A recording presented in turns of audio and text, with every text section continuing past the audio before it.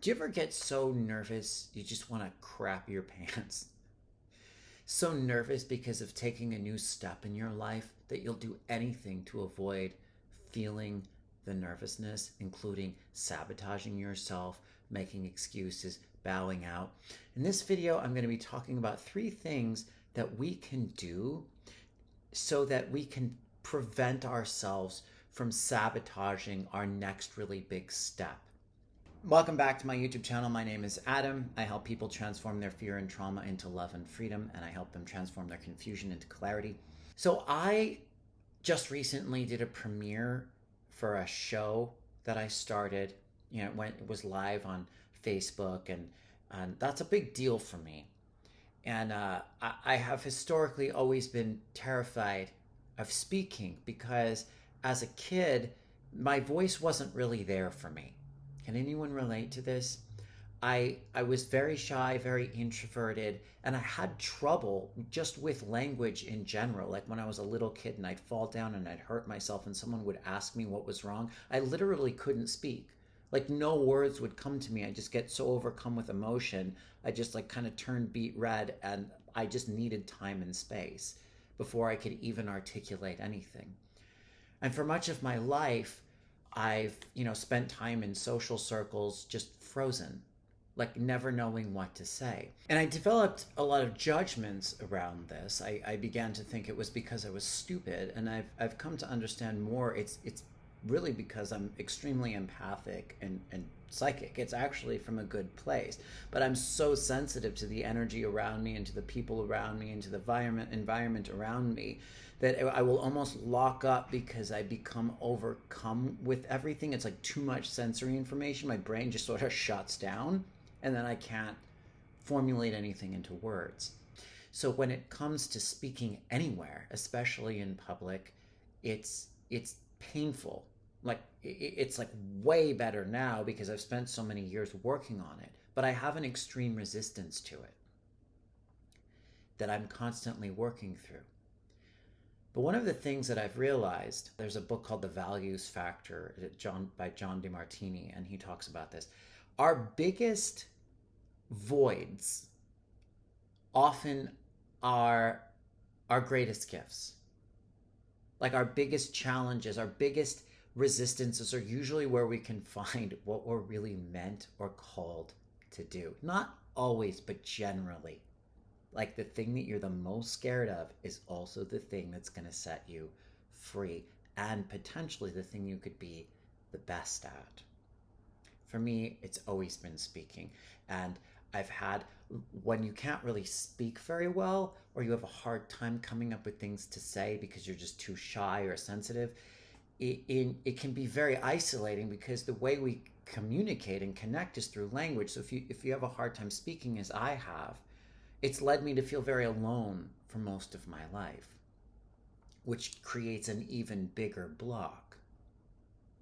Who can relate to when there's a big step to take forward in your life, just wanting to turn and run because of all the projected horrible scenarios our mind tends to create? This is very common when it comes to stepping into our power. And we begin to sabotage and find reasons why we're not supposed to do these things. So I'm going to talk about 3 things we can do when we find ourselves faced with this fear of going into the next level of ourselves.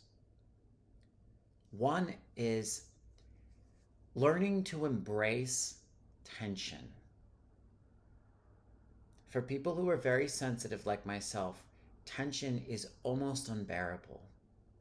But the simple understanding that tension is just a sensation can be very helpful, because we tend to go into our mind and our head when we feel tension, and then the mind goes crazy with all the awful things that are going to happen that generally never do, all the things that could happen, why we need to stay safe. When we come into our body and just notice the tension and notice that all it is a sensation in our nervous system, it begins to calm down. And sometimes simply framing the perception that like it's okay to be comfortable in the tension begins to create a new relationship with it, and then it starts to disarm. So when you start to find yourself like getting like really tense, see if you can just first notice the sensation of the tension, and then just start an affirmation of like, it's okay to be comfortable here. It's okay to sit in the tension. The second point to understand, the second thing we can do, is reframing and re-understanding our relationship around fear. A lot of times, fear, it's important to have discernment with fear, right? Because there are good fears. Like if you're a little bit afraid to walk across a freeway when there's cars flying by, that's a good fear because you're going to get hit and killed. The problem, though, is we tend to project that fear of death onto everything that we do. And a large percentage of the time, the fear is holding us back from the step that's going to free us. And it's actually not so much the step that we're afraid of. It's more the fear. More of us are afraid of fear than we are of the thing that we're going to do. And there can be a lot of like perceptions and traumas mixed in. Like if you're afraid to speak, it could be because of things that happened when you spoke as a kid. It can be past lives too. You know, a lot of light workers are afraid to speak out because some part of them is afraid they'll be killed, because there were times when you were, but that's not what's going on now.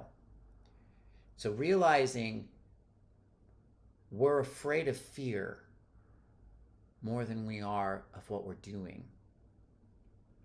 and giving yourself permission to just be afraid a little bit, to sit in the fear, not to resist it, not to repress it, just to accept it. It's the same kind of with the tension and the fear. It's just understanding and accepting, and also understanding, though, that the fear is leading you to your next step. And the number three thing is knowing that the fear is actually the shadow of the gift that wants to come in. I mean, these are all kind of similar, but they're slightly different. I've been reading a book called The Big Leap by Gay Hendricks. He talks about the upper limit problem, and we all have this. There's like a certain limit to how many good things or how much positivity we can feel before like our internal thermostat will turn on and bring us back down to what we consider to be normal. This happens all the time. People win the lottery and they blow all the money because they can't accept the new expansion that came in. So they have to sabotage it unconsciously and bring themselves back to where they are familiar. But when we become aware of this, it makes a huge difference. And what he suggests is amazing. Anytime you feel a fear or you start to worry, just observe it a little bit and then ask, what good thing, what positive thing is trying to come in? Because that's what the fear is doing. It's blocking out the positive thing. And when you do this, you connect the fear to a good thing, instead of just thinking the fear is all there is. What positive thing is trying to come in? Where in your body is it wanting to come in? And then notice where you can feel the positivity in your body and see if you can hold that feeling for as long as possible. And as you do that, you reframe your perceptions and you also increase the capacity to which you can feel good. Because we are all so used to suffering and struggling and all the infinite ways there are to do this, that we don't really know how many ways there are to feel good. And then we also limit it because we think that there's only a limited amount of good things we can feel. So we don't want to let it all in at once because it's just going to be over and done. It's like when you're a kid and you want to save your dessert for later because once you eat it, it's gone. But that's a scarcity mindset. Like there's only a couple good things that could happen. That's the upper limit problem. There's a million. And it can just go on forever and ever and ever. And you can theoretically feel good all the time. So, how can you begin to increase the positive feelings and appreciate that the fear is simply the shadow of the good thing that's trying to come? Let me know what you think in the comment section below. Please let me know if you have any questions or concerns. There's a free energy clearing MP3 in the description below that you can go ahead and download. I should be very, very helpful. Please like and subscribe to the channel, and I really appreciate you watching. Thank you so much. I look forward to next time.